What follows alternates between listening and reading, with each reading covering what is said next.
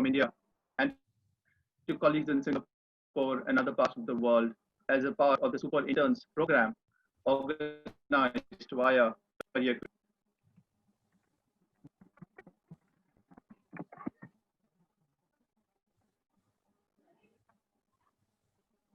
Let me introduce myself.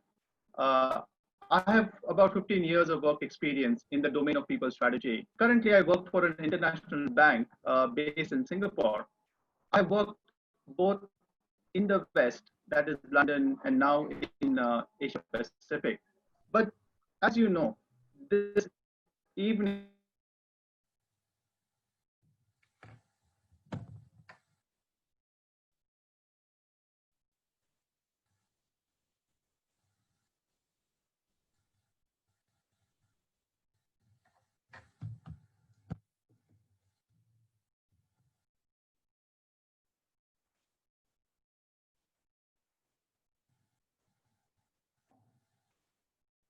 is not about me, it's about you.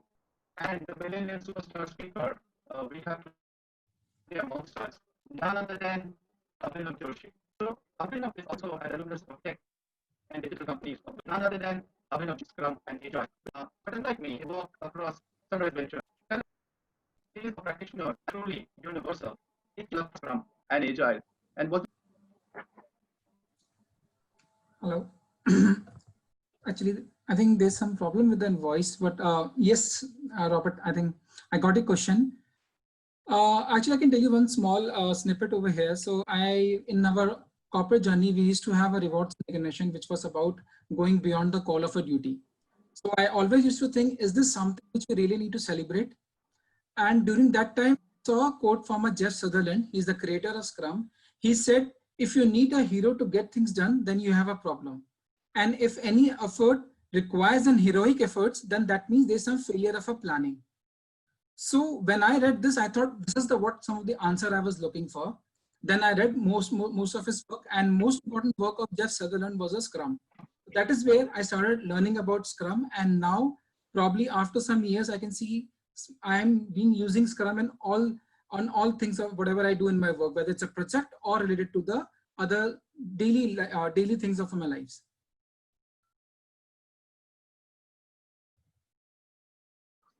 Robert? Probably after some years. can you hear me now? Yeah, I can hear you.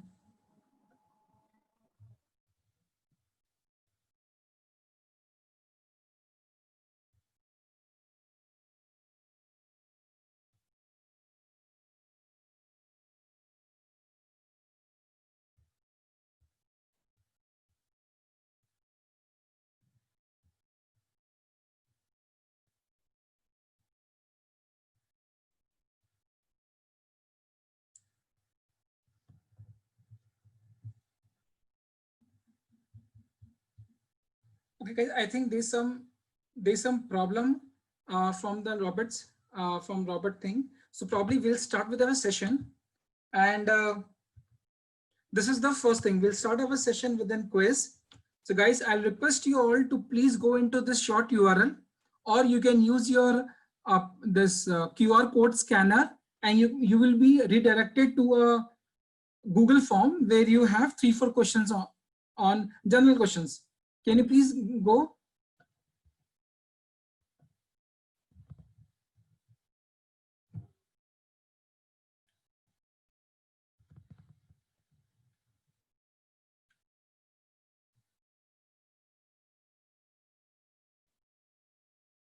So as and when you start,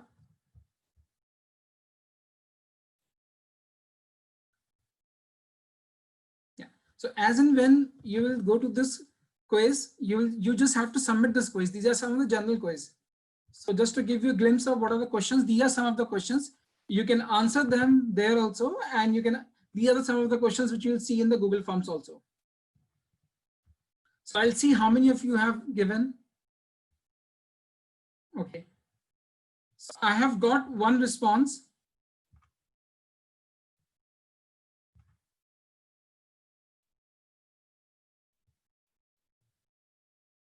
So these are some of the questions through which we'll start our session. So first is, originally Amazon only sold which products? Any guesses, guys? Books. Yes, correct. One policy, one state, one leader was the policy of? Not guess. What do you think, guys? What will be the answer?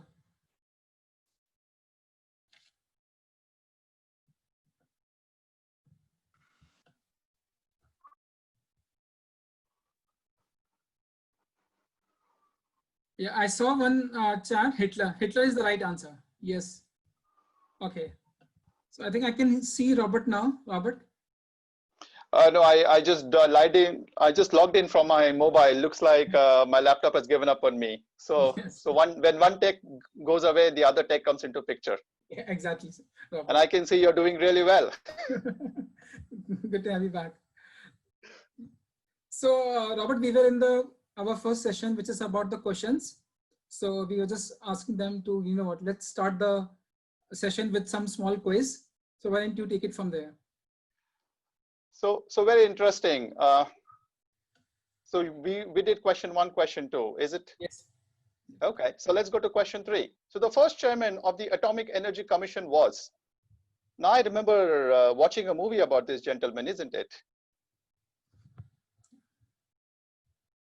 So what's the answer? Yeah, we have got an answer, Robert. Somebody has said H.J. Bhabha. Somebody is saying D, Vikram Sarabhai. What's the right answer, Abhinav? It's a Homi Jahangir Bhabha. Okay, We are that's coming right. from Mumbai only. Just next to our college was Bark campus. This is where it is coming from. Yes, absolutely. And this is my favorite character. Shah Rukh Khan made his Bollywood debut in 1992. Which movie? What was the film? All of us remember the bike ride he took at Bandstand, isn't it? Yeah, we've got the answer. Absolutely. Yes. Let's go to the next one. And which is very pertinent to students of today and to every employee or every colleague who's a working professional. When you think about the future of work, is it likely to affect you? What do you feel? So are you excited? Do you feel confident? Do you feel worried? Do you feel uninterested? What's your view? Do we see some chat coming in? Nothing as of now. Okay. So yes, Hannah seems excited. That's great.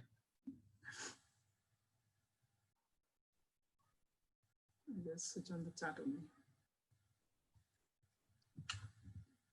Okay. Excited.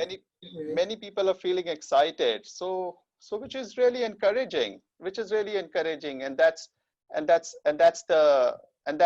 delighted. And that's a very delightful news, because in every problem there's an opportunity, and that is what Agile and Scrum is all about.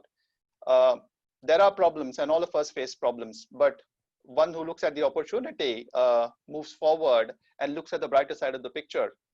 So let's go on to the next slide.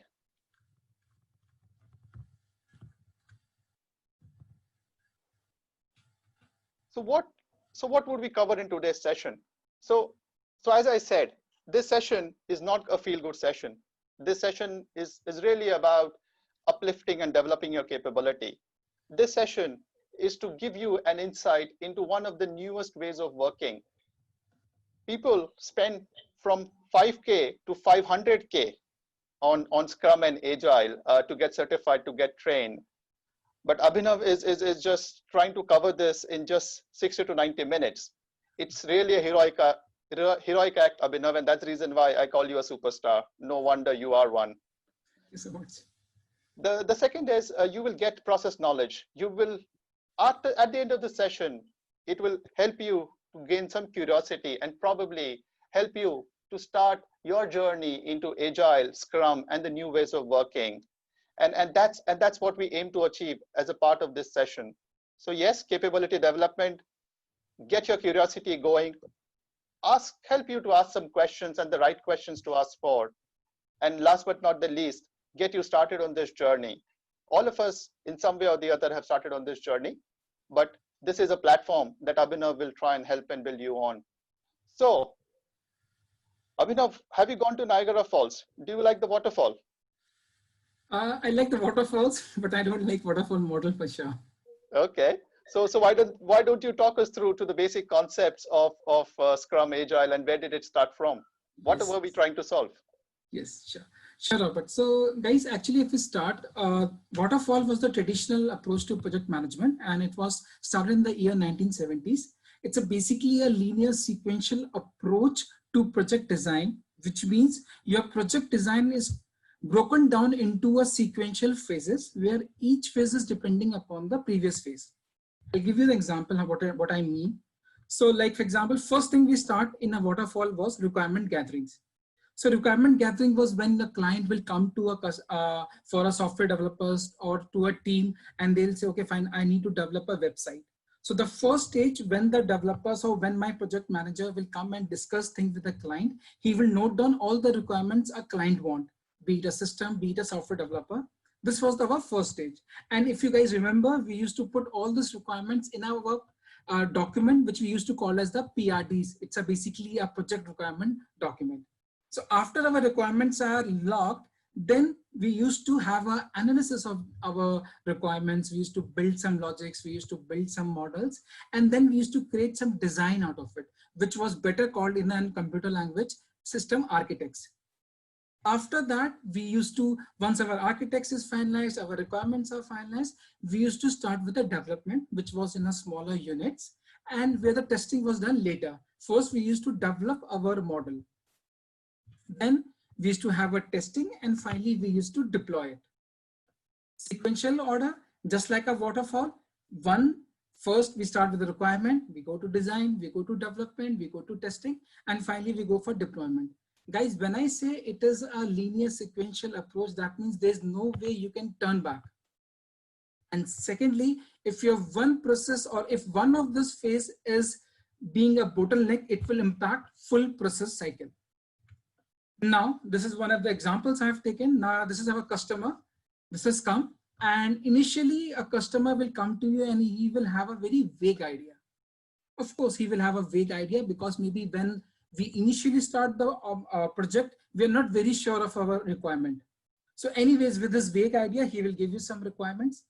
This requirement will be given in a requirement gathering, which will go to designing, testing, delivery. Also remember, guys, you cannot go back to previous stage, and there can never be a repetition. So what will happen? Imagine during this phase, there's a change in requirement.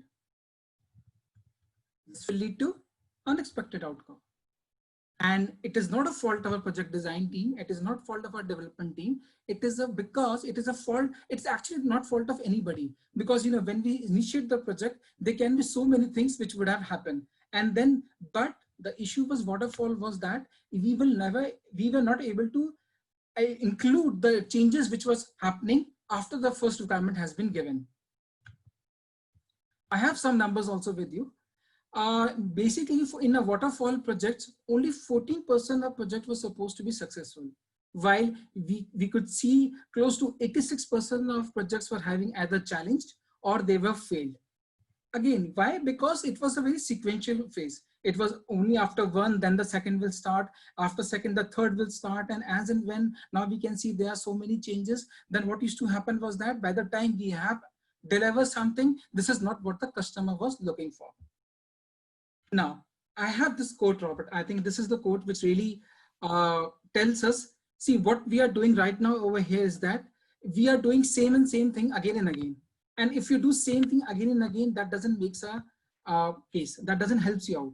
And that is what in Albert Einstein used to say, this is what an insanity is all about. It was not if you act crazy. Insanity for him was if you're doing same thing and you think there's something else will come up. Thanks, Abhinav. You were talking something of Albert Einstein long time back, but let us bring it back to reality and to friends who joined on the webinar and on Zoom. Use a chat function. What do you see? Do you look? What do you see? Is it something closer to home? what's this site all about? Anybody wants to type on the chat?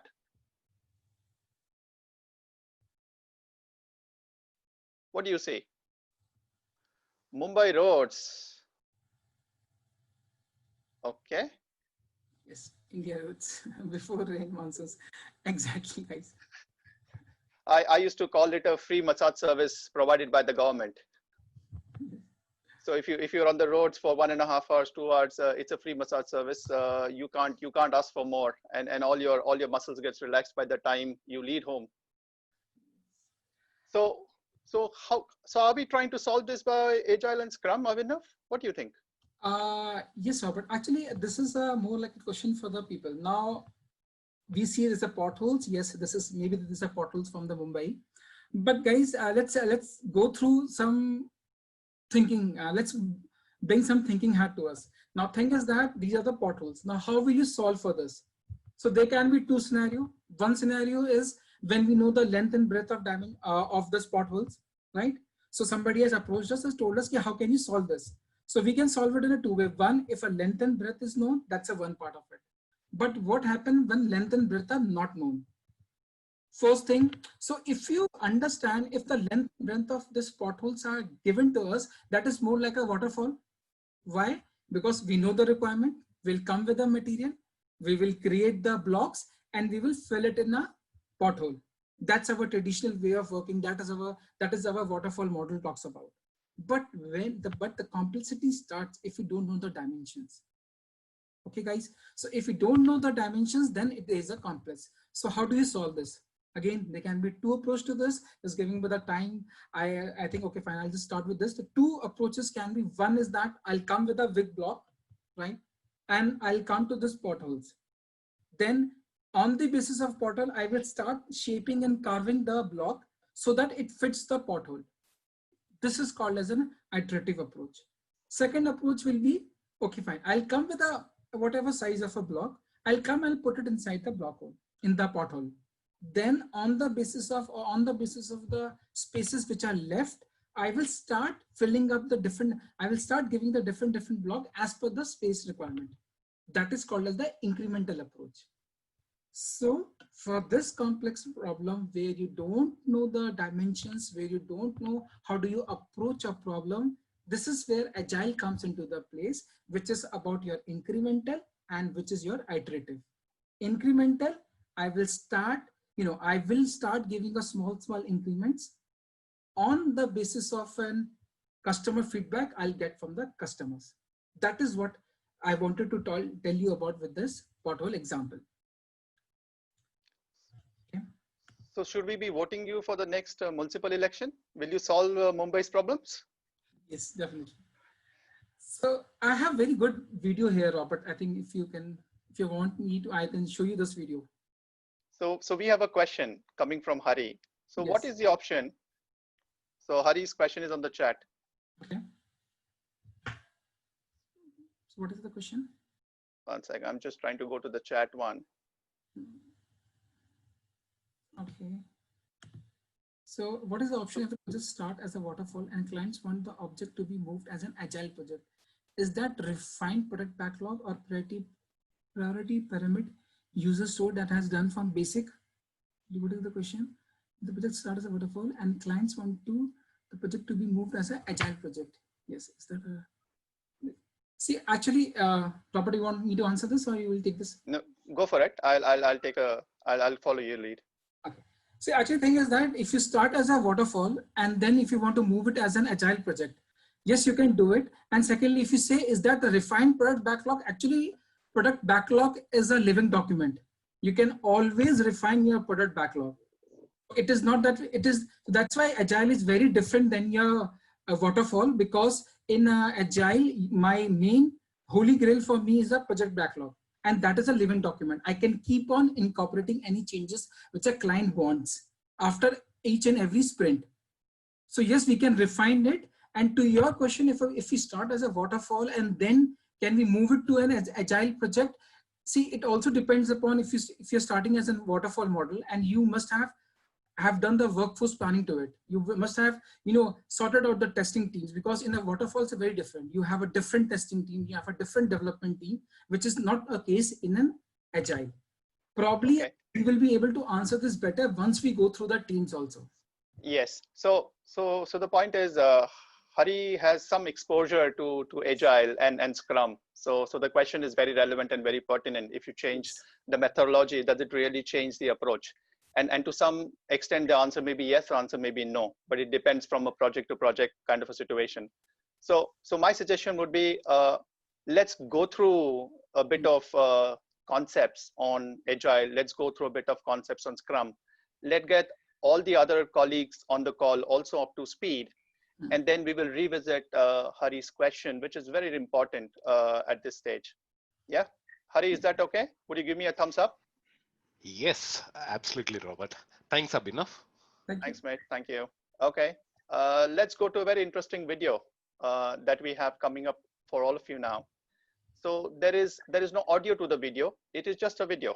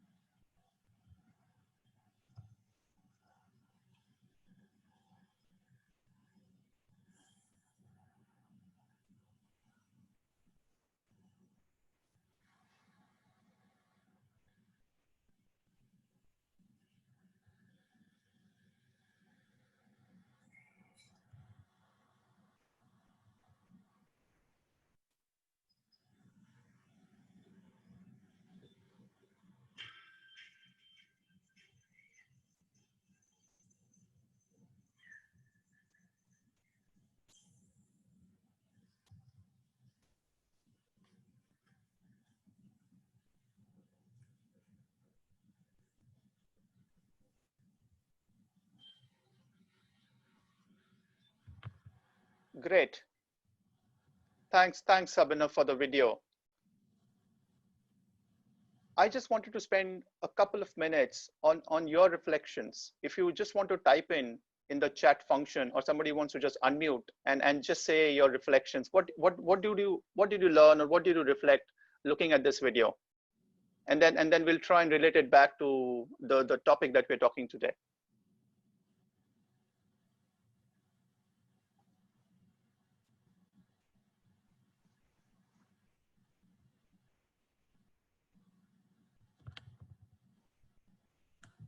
You have to take the efforts to sustain.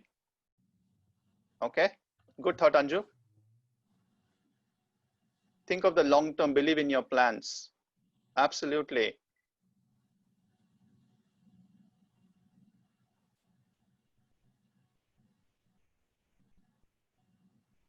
What else is on your mind when you look at that video?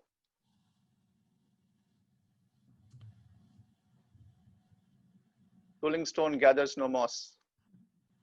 Plan to sustain. Okay. Adaptability to change situation is necessary to survive. Very good thought, Vivek.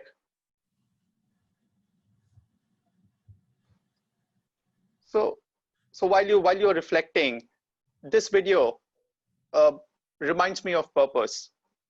At the end of the day, all of us, when we work towards something, we're looking to achieve a purpose. Whether you adopt the Scrum, whether you adopt Agile, whether you adopt anything, I think at the end of the day, it's all about what's the purpose? What is that we're trying to achieve it? Sometimes it works well. Sometimes you make mistakes. But when you make mistakes, you learn in the process. So failing fast is also a good thing because you learn fast. And at the end of the day, it's also about how you make limited small improvements to create a bigger and long lasting change. And that's a journey. That's a journey all of us go through. That's what Scrum is all about. Small incremental changes, but leading towards a larger purpose. And that's what the next couple of slides and next couple of minutes are all about, to talk you through a journey on Agile and Scrum. So Abhinav, over to you, my friend. So thank you, Robert. Thank you so much for your insight. One second, I'll just change it. Okay, guys. So we briefly introduced the concept of an Agile.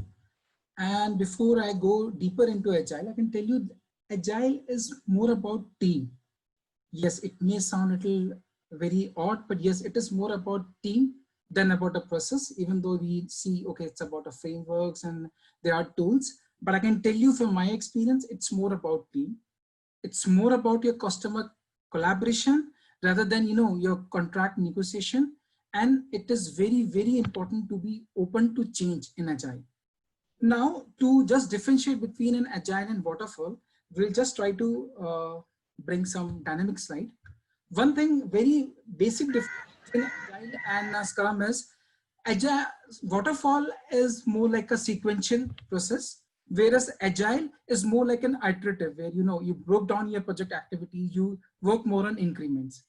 Second most important thing is, in waterfall, it's more about the static requirement. It is, you will have one requirement which will be freezed till the time you deliver the project. Whereas in Agile, the scope is never closed. That's what we were discussing last time also. And then finally, in waterfall, because it's a sequential, where the project activities are divided into a sequential phases, each phase depends upon the previous phase. So if there's a failure at a one phase, all the other phases are stopped.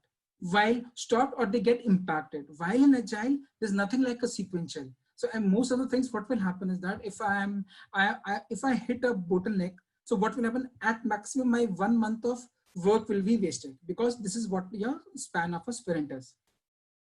Okay, guys. So this is one of the example. I also wanted to give you an example, like if in case you have to develop a website. So how will we do a website development?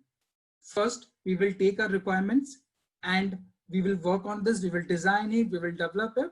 And before, launching a full-blown Facebook, or before, launching something very big, we will start giving our customer a small increment, so that our customer first can give a feedback. And secondly, we can be aligned whether we are approaching or whether our goals are correct or not. Third, maybe if there are some changes, then we can use that in our following increments. Okay, guys, so I just don't want to go very deep in Agile, because my purpose over here to give you a small introduction of waterfall and small introduction of Agile. I want to focus more on a tool, which is a framework, in fact, in Agile, which we use as a Scrum. So guys, before we start with the Scrum, how many people over here play or watches rugby? If you guys want to put it in a chat. Is there any rugby fan over here?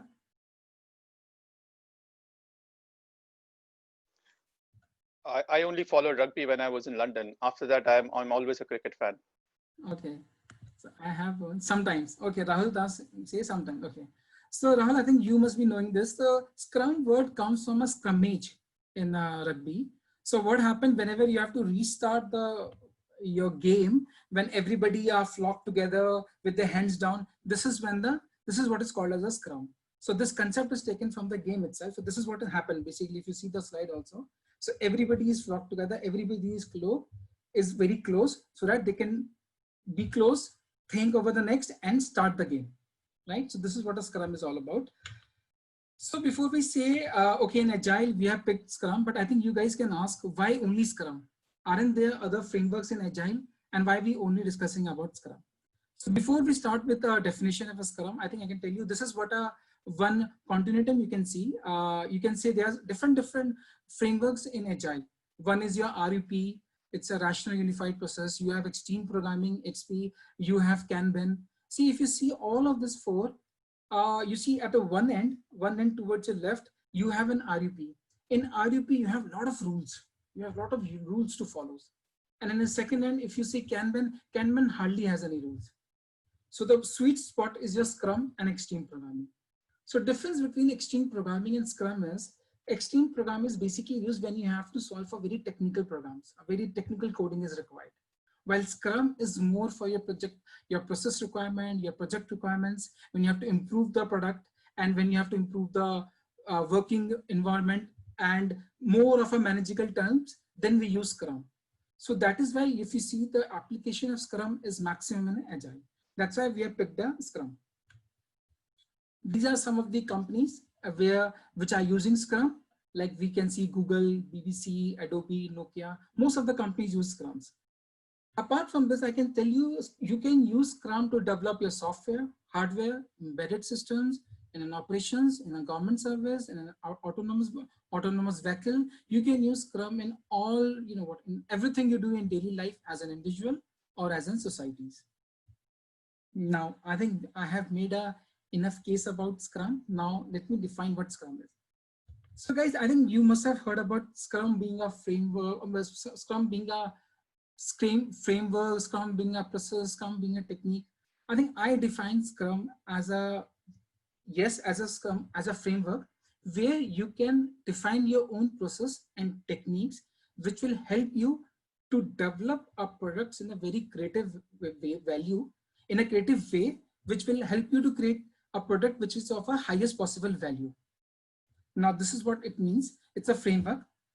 Also, if I have to define a Scrum is a lightweight, just like what we saw just now. Scrum is a framework where we have very less value, very less rules to follow. That's why Scrum is called as something which is simple to understand.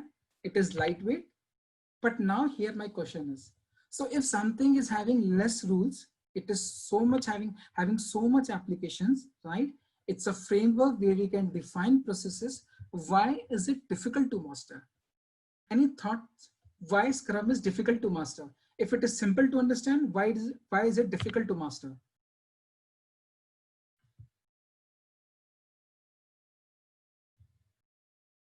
Anybody will like to answer this? Why do you think Scrum is difficult to master?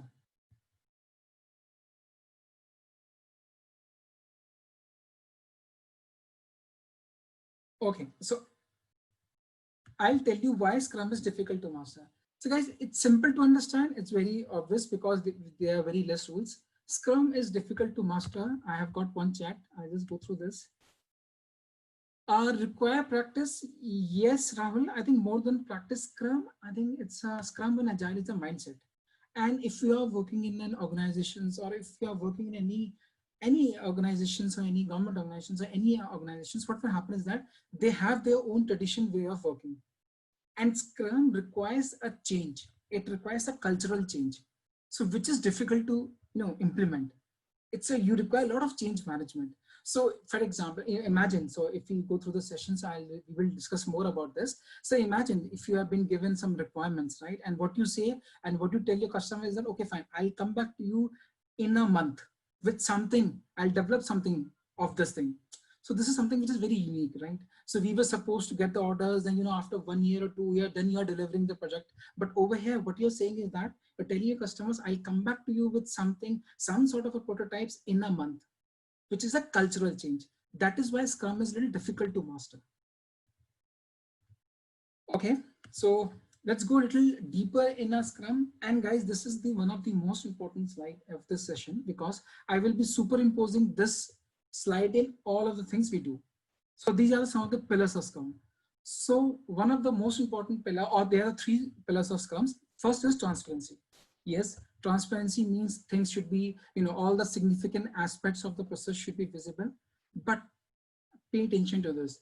Apart from making process visible, you need to define a process in a definition so that everybody should have a mutual understanding of what is being seen. Example, now in your project is to send Abhinav to Delhi. Now this definition, so when Abhinav go to Delhi, then the work is done. Now this definition is known to all the Scrum team. Now what happens if Abhinav is still in Singapore? Then what will happen? Then Robert will say, no, I have partially achieved the project, which is wrong. Because there cannot be any interpretation. Everybody should have a same understanding. If Abhinav is still in Singapore and he has not gone to Delhi, that means work has not been done. So that is what a Scrum transparency means. Second thing over here is an inspection.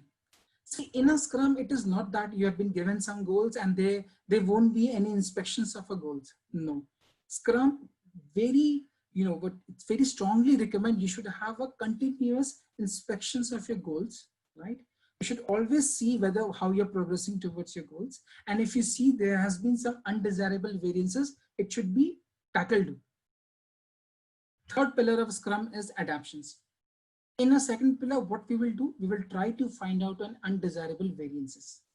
Once we have identified the variances, we should quickly adapt to it, or we should quickly negate it so that the impact is nullified. These are the three basic principles: transparency, inspections, and adaptations. Remember guys, these are the three things which are very, very important.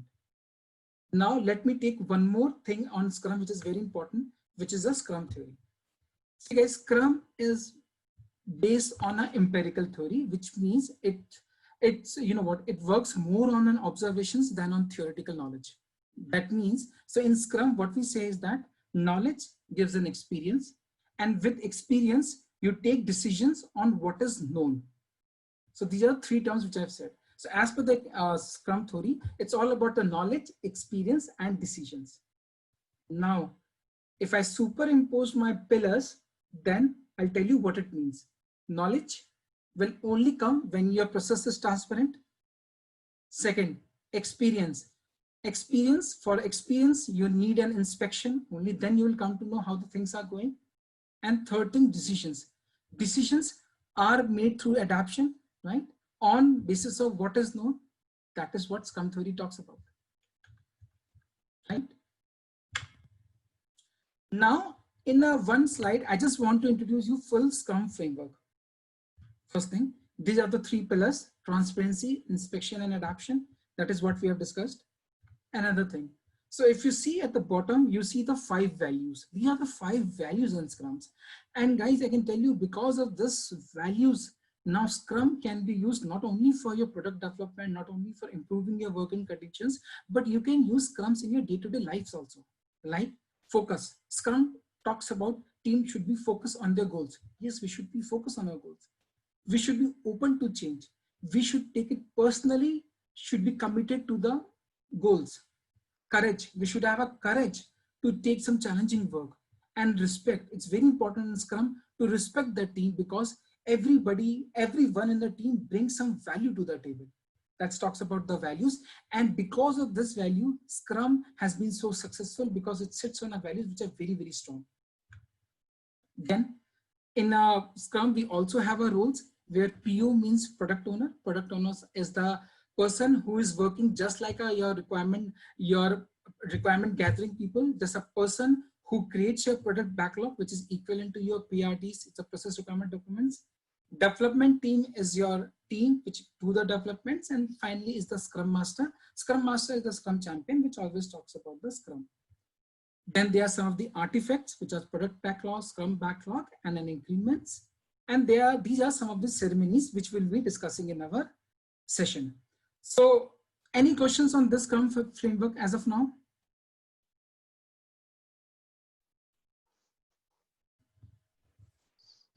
So Abhinav, on the chat, there is a question or a comment from Hari.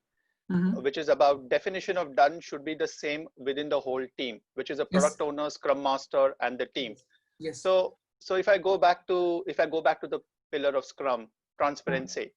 So the definition of done is all about transparency. Exactly. What is the most transparent way for everybody to understand what done means? And when somebody says done, it is from the lens of the client, it is from the lens of the customer, it is from the lens of the team. So absolutely right. The definition of done is a very transparent process from a Scrum perspective. Exactly. Exactly. Yes. This is what a transparency is all about. And yeah. this is why probably if you see transparency, mostly in other frameworks, if you see transparency only talks about making things visible to everybody. But even making things visible to everybody can have their own, people can make things visible, but they can have their own interpretations. But in Scrum, there's no room for an interpretation. Something which is been defined, it is defined for everybody, so that people see things in a linear way. Let me make it very experiential at this point in time, Abhinav. You've talked about the Scrum framework. Yes. Let me give you a problem, and probably a very common problem that all of us are facing today. So you have a problem statement in front of you, which says, due to the current scenario, street food vendors across the country are facing a tough time, which is very true. Sales are down by 80%, and some of them are winding up their businesses, as we all know. They have approached us to help them with digital technology. Everybody is going digital at this point in time. They want us to create an online customer experience which resonates the real world. How can we solve this problem using Agile and Scrum framework? So while we will use this as a framework going forward to adjust to real life problems, let me open up to the audience at this point in time. What are your initial views based on what have you heard so far? So if you are a part of this team who wants to solve this problem, what is on your mind? What does come to your mind to solve this problem? Anyone? You can use a chat, you can unmute yourself, and you can give your comments. So both options are open. You can use a chat function, or you can unmute your line for some comments. I would request others to mute their lines. It's just so that we can hear others clearly.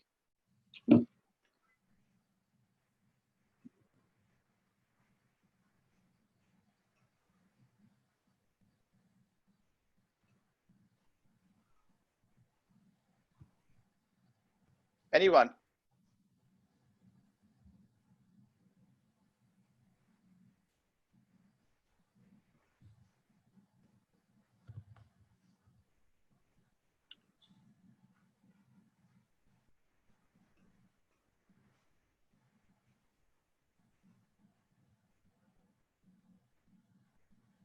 Okay, buyers need a medium to purchase fresh food.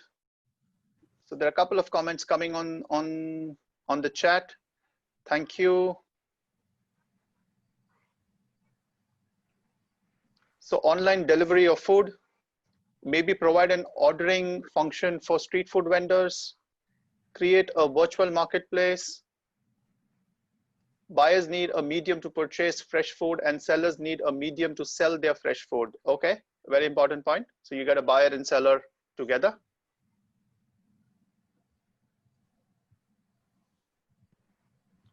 Let me ask the expert. Abhinav, you're the expert, you're the coach. How do you take this problem forward using Agile and Scrum framework? Again, this is a big problem, but we will try to solve it in steps and make it more real for the audience today. So yes, Robert, because actually these are some of the complex problem. That is why the Scrum came to the picture. And first thing before I practice this problem, first if a customer comes to me, I will try to create my team first. Sorry. So I will try to build my team. So in a Scrum, there are three main actors in a Scrum. One is a product owner, Scrum master, and then there's a Scrum team. It's a development team is the third one. So this is first I'll try to create my roles. So first I'll start with the first will be my product owner. So With product owner, what I'll do is that I'll ask product owner to, go there and take the requirements from the client, what is trying to understand. He should, do some benchmarking. He should understand what the requirements are. And then his primary goal is to note down everything in a holy grail of this product, which is called as the product backlog. So that will be his main role, and he will be the person who will be accountable for this product. Secondly, he will be the person who will be making any changes in my product backlog because he will be interacting with the clients. Thirdly, during the sprint, which is the heart of a scrum, and if he wants to change or he wants to stop the scrum, he will be the person who will be able to do all the changes. So that will be the one role of a product. Second role will be of a scrum master. So before I go to scrum master, I think it's okay. I'll start with the scrum master only. The role of a scrum master is that product owner is the person who takes all the requirements, put it in the product backlog, and then I have a development team. Development team is the team which do the development.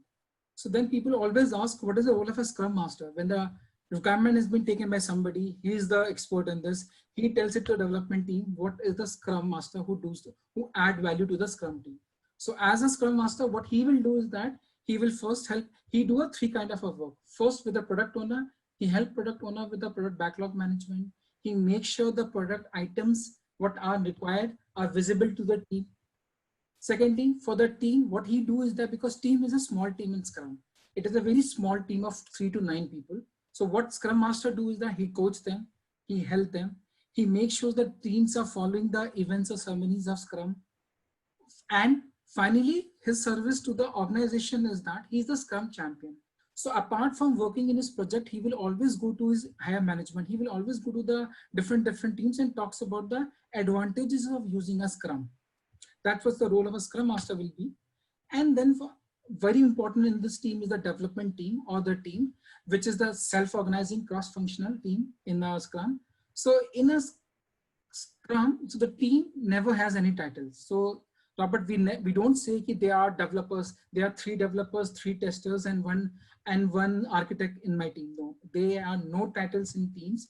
We never tell them what need to be done. It is their own commitment coming from the Scrum values. They take their own commitment. They will have to solve this. Secondly, this is the team which is full of a cross-functional people. So that at least we should have a understanding of all things. We need to have somebody who's in development, somebody who's in testing, or somebody who's an expert in operations, somebody is an expert in analytics. Third thing is that the size of a team. So size of a team, it should be not less than 3, because if it is less than 3, then the team will not have an expertise. And it should not be more than 9, because if it is more than 9, then it's difficult for the team to establish and work together. Okay, Robert, so this is my answer to your question. First, what I'll do is that I will formulate a team. So in this example that we picked up, who is the product owner? Is the vendor a product owner who has a shop and he wants to create a virtual experience? Is he the product owner?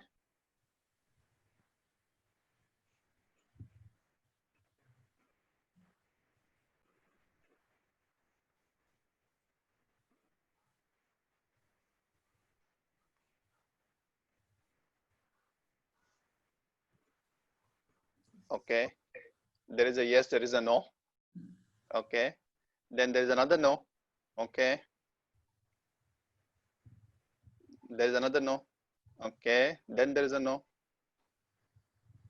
Okay. Okay, so a lot of people are saying no. Is that the right answer? Yes. Absolutely right.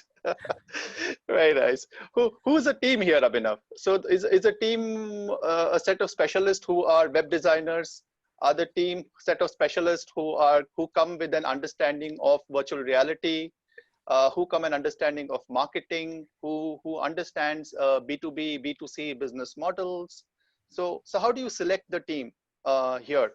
And who selects the team? Is a Scrum Master? Okay, so let's focus on the team first, and then who selects the team will come next. So Abhinav, question was for you.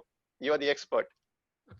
So actually, team is basically it's depending upon the project. Yes, it is a team of experts. That's why we say that size cannot be less than 3, because if it is less than 3, then we will not have a required skill set in the team. So that's why we say, when we say the size should range between 3 to 9, that is what we meant with this, is that it has to be an expert. Because if you are building a project on virtual reality, and if nobody in the team knows anything about a project virtual reality, then how will we be able to develop the team? So that is a one. So that is why how we create a team. Now to your question, how do we formulate a team? See, actually, thing is that it is not. It's not a responsibility of a Scrum Master. It is not a responsibility of a team to be selected over here. Yes, project owner do have some say, but he, in discussions within key stakeholders or with the management, discuss like, these are my teams, this is how we need to run a Scrum. Then product owner and a Scrum Master decides who all will be in a, mutually they decide who all will be in the team on the basis of the expertise they bring to the table. Okay. So that's great. So it's a collective effort based on the capability and the skill that we require to get the project delivered. Yes.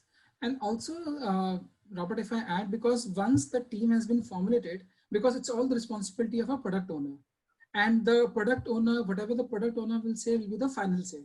So team will not listen to the CEO's, team will listen to the product owner, because he is the person who is responsible for the product owner.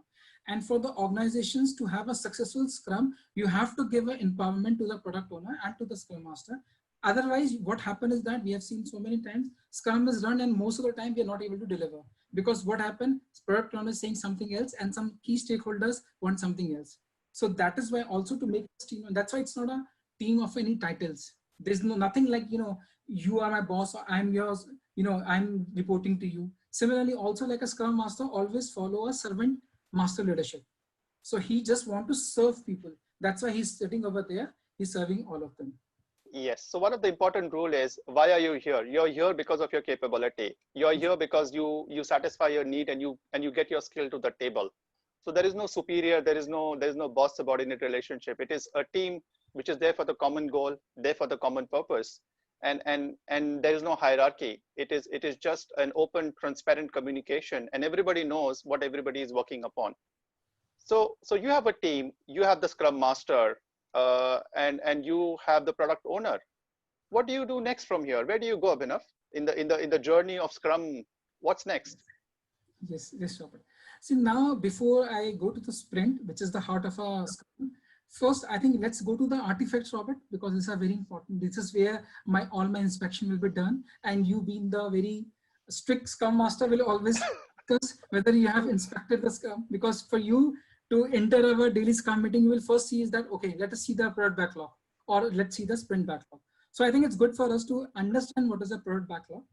So guys, product backlog, as we say, is a backlog. It's just like your process requirement document. It contains everything, whatever is required for a product to be delivered.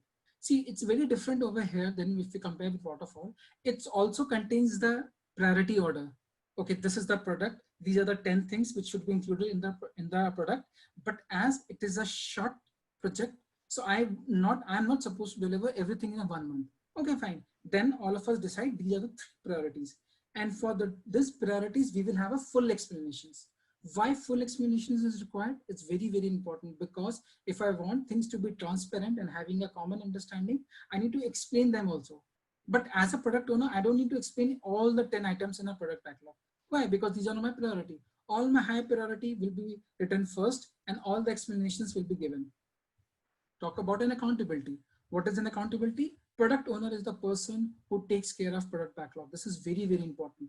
Yes, people can negotiate with him, and sprint team or the development team can talk about this is possible, this is not possible, but it's the whole responsibility of product owner to add or delete anything in a product backlog. Characteristics, when I talk about characteristics, it's a living document. That's what we also have a question. So product backlog is a living document. It's never, till the time we are developing a product, this list will goes on. You keep on adding, even if you have added so many things, maybe in the end we realized, initially we thought of developing an Orkut. That was the social networking in our times. lot of our times initially. I mean, Orkut, and maybe we end up making it a Facebook. So see what is how different we can make a product. But this is what everything will be captured in a product backlog. So this is about a product backlog. Second important artifact we have is a sprint backlog. Guys, product backlog is something which is there, and it is there for everybody to see. This is something which is required in a project. But if you see in a Scrum is mostly, it's a sprint which works for a 1 month.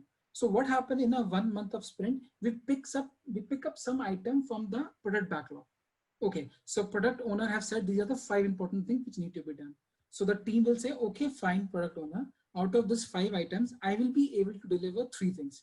So these 3 things from product backlogs are taken into a sprint backlog, which is managed by only development team. That is for their own consumption. Now, what happens is that during the sprint, if there's some additional ask, they will keep changing it, right?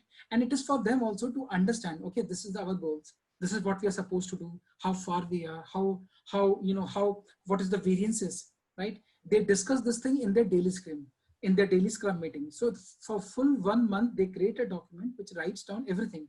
What are they supposed to be, and are they able to do it, or they're not able to do it. So they will not make changes, any changes in a product backlog, but they will use sprint backlog. So sprint backlog is an artifact for the development team for a month. After a month, you will see the outcome. Okay, 10 things have been done, 10 things have not been done. So this additional 2 things will go back to the product backlog as not been done. Correct? This is what is about. Accountability lies with the development team, and characteristics is that individual signs up for this, right? And as a Scrum team, there's nobody tells them what to do, what not to do. So that's why this is what a characteristics is all about. Quickly, before we move to the next, we can also give you some basic thing about the ceremonies or the events. So we have the other 3-4 ceremonies which are basically happening in a sprint. See, basic idea behind this ceremonies or events is that we need to have this much points where we can inspect the goals, whether we are doing it correctly or whether we are not doing correctly. Secondly, it's also, remove unnecessary meeting we need to have. Now, for example, in daily Scrum. So daily Scrum is the meeting when a development team meets for 15 minutes every day in the morning. So within the 15 minutes, you tell them, okay, fine, what you have done yesterday, what you have done today, and what are been some of the obstacles. That's it. If you are clear with this in a day, then you don't have to meet again and again, right? Similarly, for sprint review is the monthly review, or sprint retrospective, how my month has gone, or sprint planning when you're formulating your goals. So these are some of the events which happens in a sprint, in a Scrum framework, so that we can unnecessarily remove the meetings. Secondly, why these events are very important or very necessary is that because all of this, if you see the events, these are time box. When I say time box, that means if daily Scrum meeting is supposed to be of 15 minutes, it should be 15 minutes. If my Scrum sprint planning for a 1 month sprint is 8 hours, then it should be winded up in 8 hours. You cannot have a 10 hours or 12 hours of meeting happening for just a sprint planning. So this gives you a, this gives you a framework, this gives you an approach. Okay, let's finish this up. This helps you to make it crisper, like sprint review. So sprint review will be 4 hours. This is what we have done. Project owner will talk, development team will talk, and we will align together. So that is another very important thing why we have this events. Okay, guys. So Robert, I think we have talked about so many things. I think this is a time when we show them how the process works in a Scrum. Yes, sir. Yes. So this is what we start with. We start with the Holy Grail, that is the product backlog. Again, guys, if we are in a waterfall model, this is what we used to call as the process requirement documents. From product backlog, team will pick sprint backlog. Again, size will be smaller because product backlog is about the full product. Then we come to the sprint or a heart of a Scrum, where there's a 30 days sprint going on there. It's a kind of a small project where we work for 30 days. We have a daily Scrum for 24 hours. And this helps us to give some outcome. And that is what Scrum is all about, because it's based on Agile, which talks about an increment and an iterative. So after the end of a sprint, there should be some increment coming out of a sprint. So I have one question here, Robert. I just want to ask everybody, why 30 days for sprint? Why not 35 days? Why not 45 days? And what is the advantage of having 30 days sprint?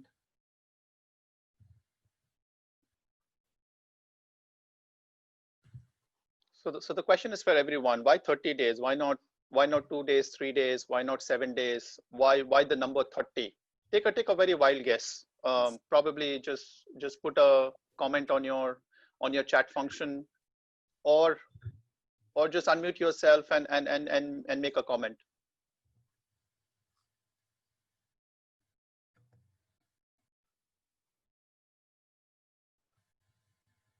Medium-sized work can be done. Okay.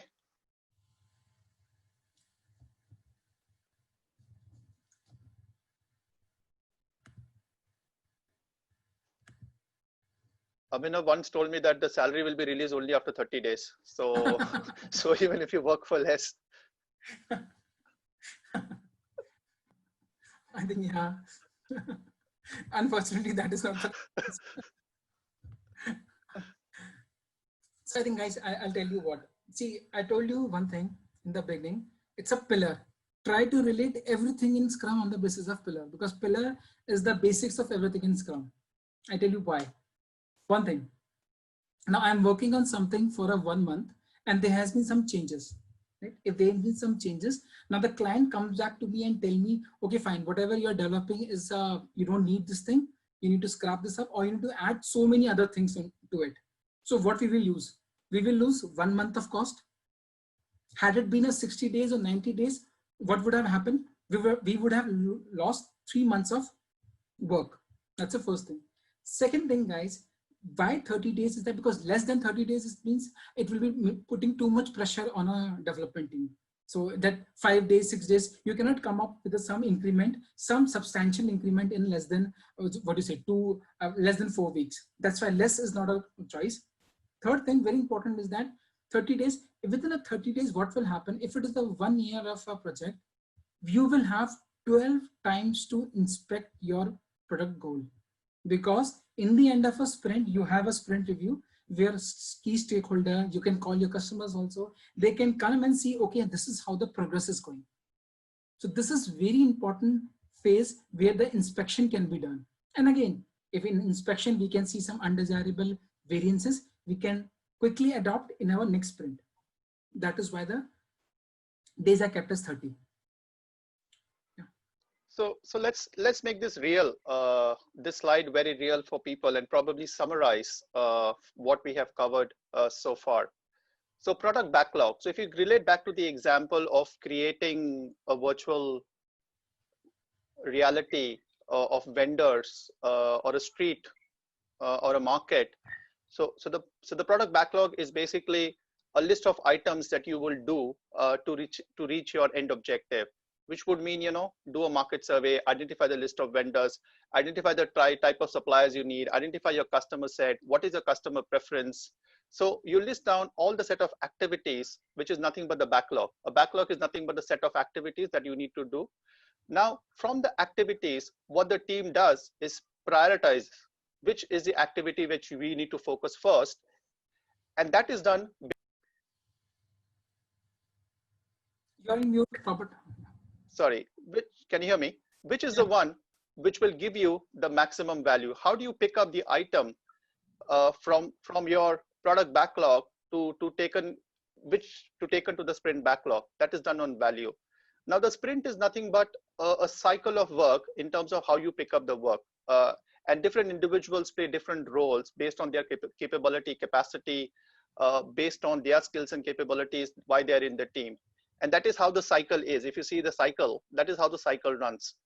One part of the cycle is in blue because you plan for a day, then you plan for the next day, then you plan for the third day. You keep on reviewing and moving in terms of incremental stages. And that is where the daily meeting comes into picture, where you say what you've done, how you have done, etc. Hari makes a very valid point. It is about velocity, because the more you clear, the bigger and the higher speed that you get into picture, and you're working towards your final product. And the pyramid is nothing but it's the small step changes that you do on a daily basis, and the product owner can come and review at a 30-day end and say, okay, I think it is going towards the right direction. What is the point of developing a website or a virtual reality where the product owner comes back and says after the end of 1 year, oh my goodness, I was thinking something else in my mind and it didn't really fit the framework. All of us have been there after having written a huge document and then getting a manager's comment saying, you know what, that's need to be redone because that's not up to my standards. So that is a way in which you do iterations. You save your capacity, you put your resources to use, and you prioritize the use of resources towards something which is more valuable, meaningful, but at the end of the day, moves in step and incremental phase as we go forward. So the heart of any scrum is nothing but the sprint. And what happens in a sprint is pretty important because that is where the work comes into picture. So let's move towards a sprint. I like Usain Bolt, you know, just starts running. He achieves a target. Do you feel the same, Abhinav? Yeah, same for sure. I think this is the most one of the things. That's why it's called as a heart of Scrum, because most of the activities in Scrum happens in a sprint. So I'll take it from here, Robert. So basics of sprint, I think we have discussed this in a previous slide also. It is a time box. It is you can refer to as a small project. It is for the each sprint should come up with some outcome, and you can consider sprint as a small projects, right? So this is what our basically sprint talks about, which we have covered last time also, right? Now there are very important thing over here is to discuss about the various elements of a sprint. First thing is the sprint planning. So what happened in any planning meeting? First thing in the sprint meeting, sprint planning, what happened is that first thing is that it's a time box. You, for a 1 month of sprint, we have to finish it in a 8 hours. Now, what happened in sprint planning? It's a it's a very common thing if you understand. See, product owner will come with a backlog, right? So he will come with a backlog. We'll have a development team. We will have a Scrum Master who will be sitting in a room. So one, he will have, so the input to that meetings will be product backlog, right? Secondly, he will also first check what is the capacity of a team. Only then we will decide what are the, because outcome of a sprint planning is a sprint goal. So sprint goal should ties back if we have a capacity to do the work, right? Second input is in capacity. Third input will be how the team has performed last time. Because if the performance was not very good, and if we realized our goals was so much far-fetched, we never achieved it. So this is the time to do a course corrections. And finally, it's also very important to understand what we had developed last time. Because what we have developed last time, then we will not be including that in this time of our planning. Second thing, that is about a how part, which is discussed in a sprint planning. Second part, which is discussed in a sprint planning, is what need to be done. Now, what need to be done is for development team to speak up what they will do it. Yes, they can call some experts in the team when they're discussing about the sprint goals, but it is solely given responsibility to the development team to decide or to ask or to tell product owner and Scrum Master, these are the things we are doing. So this is very important. Once we finalize on our goals, which is like a poll post to our team, then the work happens in a sprint, which is for the duration of 1 month. Then the work is done. Daily Scrum. Daily Scrums happens in a sprint of 1 month. What happened in daily Scrum? It's a 15 minutes meeting, which happens daily. What are the 3 questions, very important 3 questions which happens in daily Scrum is that people, development team within themselves ask, what are the things which they have done yesterday? What are the things they're going to do today? And what have been an obstacles? Attendees to daily Scrum meetings are development team for sure. Scrum Master used to make it a point to attend this. Even product owner can also attend this daily Scrum meeting just to check how much work is being done and how the team dynamics going on. But Scrum Master makes sure nobody else participates in this meeting apart from development team. Then finally, last element of sprint is about the sprint review and retro. Once my sprint have ended, that means my 1 month have ended, then we start with the ending of a sprint, which starts with a sprint review, which reviews how much work has been done. And then finally, when everything has been done, then we talk about the retrospective. Then we look back and see how we have performed in this 1 month, which not only include about the product, but we also include about the people process relationships. So these are some of the 4 elements of a sprint. Yes. So any questions till now on elements of sprint?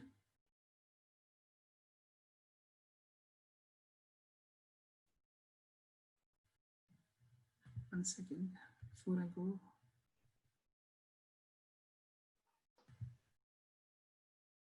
So, Abhinav, just one question for you. Yes. Would you be explaining these individual elements later? Actually, we will be touching base with the sprint review and a retro, which is very important. Daily Scrum, I will be discussing in my working in a sprint. Work is again sprint planning. I think it's just mostly people need to know what and how happens in a sprint planning, because let's not go into the nitty-gritties of our sprint planning. Because as I discussed, it is about what need to be done, which is decided by everyone, and then how part comes from the development team only. Sure. Thanks, Abhinav. Sure, thank you. So we'll now go to the working in a sprint. So working in a sprint, apart from the work, and this is what we were discussing about the daily Scrum. So apart from the team who works on their development work, they every day for 15 minutes in the morning, people sit back and think about how their yesterday have been, and they try to plan about what they need to do for today. Like these are the 3 questions, and these are not hard and fast rules or hard and fast questions. You need to ask this only. The only important thing over in Scrum is that it is just giving you a framework. You can include your own questions, but please be cognizant of the time. It should not exceed more than 15 minutes, because this is not a meeting where you will be brainstorming some ideas. No, it is just a meeting just to align everybody, make things transparent to everybody, inspect how we are progressing toward our sprint goal, and then adapt if there has been some problems. In this meeting, also team tells Scrum Master that this has been some of the impediments. Can you help us to remove this impediment?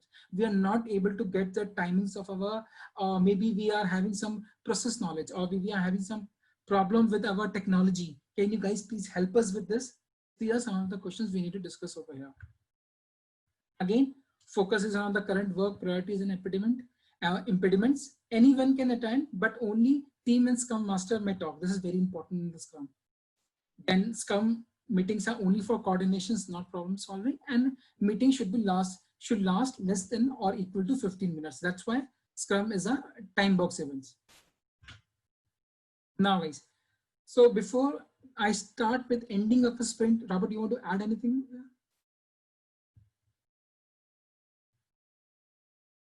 No, I think we will keep some time for Q&A. So okay. I think just go through the couple of slides, and then we'll come back to Q&A. Okay. So now, guys, what has happened? We have done the sprint. We have seen how sprint has worked. Now we are coming to the ending part of a sprint. Now this is what has happened. So as we started, product owner is a person who is responsible for the product. So during the sprint review, after you have done your 1 month of work, then there's a one meeting of 4 hours where product owner is there, development team is there, Scrum Master is there, and this is the time when your key stakeholders also come. Your chief technical officers, your chief product officers, they all are. You send them the invites. They all come in a meeting, and then they check. Okay, and then they not check. They all discuss how things have gone in last months. So this is the time when product owner will come up and say, okay, in this sprint, this is what have been achieved. These are the things which we are not able to do. And this is what the overall status of a product looks like, right? Outcome of this meeting is that in the end of this meeting, we should know where we are in our product backlog. Secondly, if there's any refinement to a product backlog, this is the time when stakeholders also tells us, okay, you have been doing XYZ things. Can you please include one more thing to it? Then product owner will take a feedback and he will enter this thing in a product backlog. Because everybody will be there, they will be discussing about this thing. And again, key stakeholder will also discuss with the development team. Okay, what do you think have gone good? What are the things which have gone bad? And how can we make it better? And if I see like there has been some questions about velocity. Now, product owner can also talk about velocity. What has been the velocity sprint by sprint? How we are progressing, right? And then he will also give a rough estimation to the stakeholders how soon we will be able to end the product. So this is how the sprint is ended. One is the sprint review. Second, last ceremony or event of a sprint is the sprint retrospective. So what happened in sprint retrospective is that it is after your sprint review is done, then the Scrum Master and the Scrum team goes, and then they start understanding and having a conversations how the things went in the last month, which is related to people, which is related to the relationships, which is related to the process, which is related to the technology, how things has happened. Like then all of them, even the scrum member, scrum master act like a scrum team members only, and then they all decide, okay, these are the things which have went well, these are the things which didn't went well. So they will all note down, they will all have a very strong conversations. Scrum master role over here is that let's make things in a time box, first thing. Second thing, let's make it a very, you know what, very positive conversations, not that it's a playing game. Now product owner gave us so much work, or we never received any help and all these things. He want to make it a very action oriented, goal oriented meetings, because outcome of this meeting is that we will, among all of them will decide is the one action items which will take it from this meeting, and this one action items goes into the sprint backlog. Now, for example, in this sprint, maybe we had a Windows, and Windows was not compatible with our software. So what is the one thing which we decided was that for the next sprint, we will be using in Ubuntu. So then this is the one thing which team had decided in their next sprint backlog. What they will write is that apart from the other items they will select from the product backlog, this time they will write all our codings will be in Ubuntu, not in a Windows, because of the XYZ reasons. So what is an outcome of this meeting? Outcome of this meeting is that we will take up one item which will be improved in the next sprint. Okay, and as the Scrum is ended, now I just wanted to rewind. This is what we have learned in our Scrum framework. It started with a sprint product backlog. From product backlog, we went for the sprint planning. From the planning, we decided our sprint backlog. Sprint backlog was given to the team, and then there was a sprint for 30 days. We had daily scrums. Then in the end of the sprint, we had a sprint review. And with this sprint review, after sprint review, we had a sprint retrospective, which is input for our next sprint meeting. Also very important for here to remember is that once the one sprint ends, next sprint start immediately after the previous sprint. So they don't want to miss out the rhythm. They don't want to miss out the momentum the people have gained. So this is what the Scrum is all about. But guys, very important point over here to notice is, so Scrum is not only for your product development. I can give you some examples. Like if you see in a team has to be cross-functional. So understand and try to use Scrum in your day-to-day life. Like if I say the team has to be cross-functional, now being in HR, I'm an HR professional, but if I want to use some different technology, I should be, teaming up with the people who are from different backgrounds. Like my best friend is a scientist. He works in an atomic research center. And then he keeps telling me that with the help of electromagnetic forces, we can engage employees. That's how you learn from this, right? And then it's about an inspection. We should always inspect. We should always use some time, end of a month or in starting of a day. Okay, this is how we are going, how well we are progressing towards our goals. What are some of the variances? If there have been some variances, how do we adapt to it? So this is what a Scrum is all about. It is not a mindset. It is just a structured way of living your life, not only solving your business problem, but also helping you to come up as a better and more structured human being. Very, very, very insightful. Thank you, Abhinav, for taking us through to a very useful framework. As you said, it's a way of life. It's not a process or a thing. It's just about how do you want to lead life. I want to open up now for question and answers. We are practically at the end of this session, and we have about roughly 5 minutes. So I just want to take this opportunity for all of you to, if you have any questions, if you have any comments, you might want to unmute your line and ask a question, or type it into the chat function, and we'll try and cover as many questions as possible in the process. We do have a very short assessment for you, because being in HR, we always want to test capability. We always want to test learning. And this is Abhinav's way of also getting some feedback in terms of what did you gather from this session. So on the next slide, while we cover the Q&A, on the next slide, you will see a URL link. You might want to just take a picture of this link, and it will open up an assessment for you. The assessment has about 10 questions, and take it at your leisure. Reflect on what's been the learning, And once you take it, I think we'll get an immediate feedback. You'll also get a feedback in terms of how much it went well, how much did you absorb the concepts, and probably some learning for you as you go forward into your journey in terms of more in-depth understanding about Scrum and Agile. So anybody has any questions? Yes, this Hari. Abhinav and Robert, just one question for you. In fact, two. So the first question is regarding the retrospective. So can we have it in 2 sessions? Probably only the PO and Scrum Master in the initial, and then following that, probably we could have the entire team, inclusive of PO and SM. So that is your question number one. And why it struck your mind that we should have it in 2 sessions? Well, the reason being that probably we could get a gist of topics to be covered in the main retrospective session, and probably then go to the main retrospective session and discuss all the topics in detail with the entire team. Yeah. So while Abhinav is the expert, and you would see from the presentation that he is an expert in this, I just want my initial comment is basically, go back to the principles of Scrum. The principles of Scrum is transparency. Now in a team, you need transparency, you need trust, and by having open and honest conversations is when you develop trust. So in an ideal scenario, unless things haven't gone really well, in an ideal scenario, we would suggest, and an ideal scenario would be to have a collective team meeting, because it's a team effort. Again, there is no superior. It's all colleagues coming together. We agreed on timelines. We agreed on the process. We agreed on the definition of done. And all of us pooled together in daily scrums, talking about impediments, talking about what worked, what didn't work. So going into a retrospective is a collective learning exercise. It is reflection. So the more individuals in the process, the team is transparent in its ways of working, and that's where trust and courage comes into picture. Would you agree, Abhinav?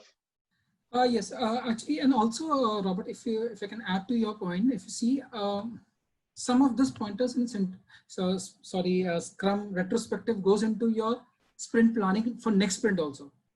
So if there's one item which team feels requires to be addressed because it is impacting our work, then it will definitely go into the sprint backlog.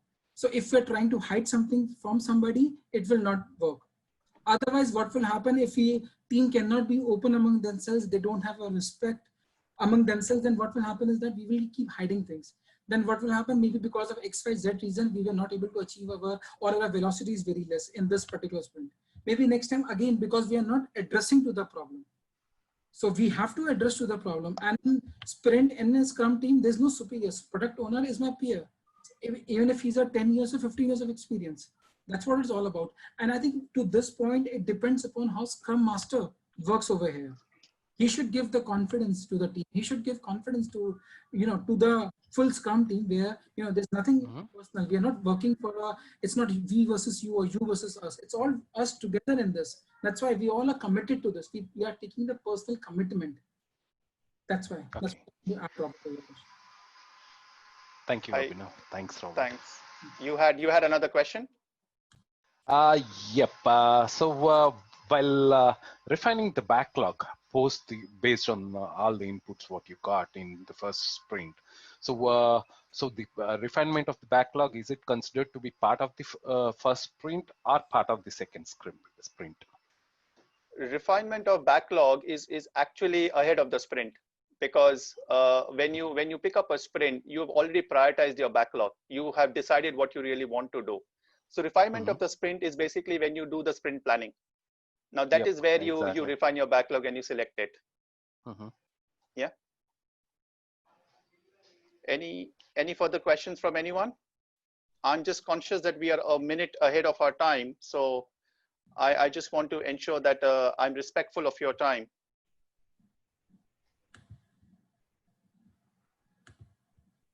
Any quick questions from anyone? Yeah, actually, I have asked a question in the chat window. I'm Like in sorry, Ansh. waterfall, we have the design documents and all, whereas in Agile, we do not have that much of time for documentation. Or how do we manage that? Okay. Sutik? Yes, Abhinav. See, we don't have time as yes, but then you can also see in a waterfall, your full stage is about the requirement gathering only, right? In Agile, what happens is that we do have a time. See, the product owner will have some time to create some product backlog, right? So it is not that, for example, he will not enter something. And then initially, whatever he will enter is he's planning only for 1 month, right? On the basis of a requirement, he will have to plan for 1 month. And then in an Agile, it is a living document. So till the time product is on, your product backlog is alive only. It's an artifact which is always alive. So you have full time. So maybe in a waterfall, you have only 3 months to work on your project requirement document. In an Agile, you have 1 year to work on your product requirement. Because keep on changing after every sprint. You know, maybe now, because if you see so unpredictable things coming up, maybe there are 10 things which now customer will talk about. Yes, we will deprioritize something, priority will change, everything will change, we'll keep on refining. So to your question, timings, in fact, timing given for a project backlog refinement is more in Agile than in waterfall. Somebody want to add something? No, thanks, Abhinav. We'll take one last question before Okay, we just thank our audience for being so attentive and participative. So any last questions from anyone? I'm just going to the chat window to see if there are questions on the chat which I may have missed. Okay, is this time consuming? It is to an extent less time consuming because it saves you a lot of rework. So yes, you spend time in planning, but when you are on the go, you just execute it to the requirement. So it saves our time, it saves your time, it saves you effort at the end of the day.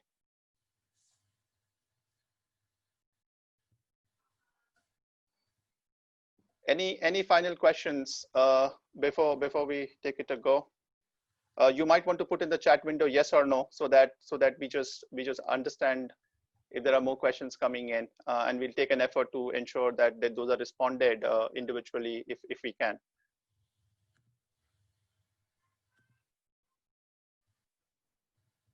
Okay, so no further questions. I'm looking for a mentor coach. Okay, so we'll respond to Hari separately.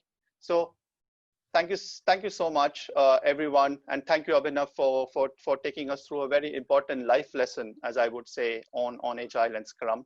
So thank you so much for taking the time. Thank you, everybody, for joining in, and it's really appreciated of you taking the time in. Thank you for bearing with us on the technical glitches, and we will learn. It's an iterative process. So thank you, everybody. See you, and have a very good and a productive evening. Welcome, everyone. Bye.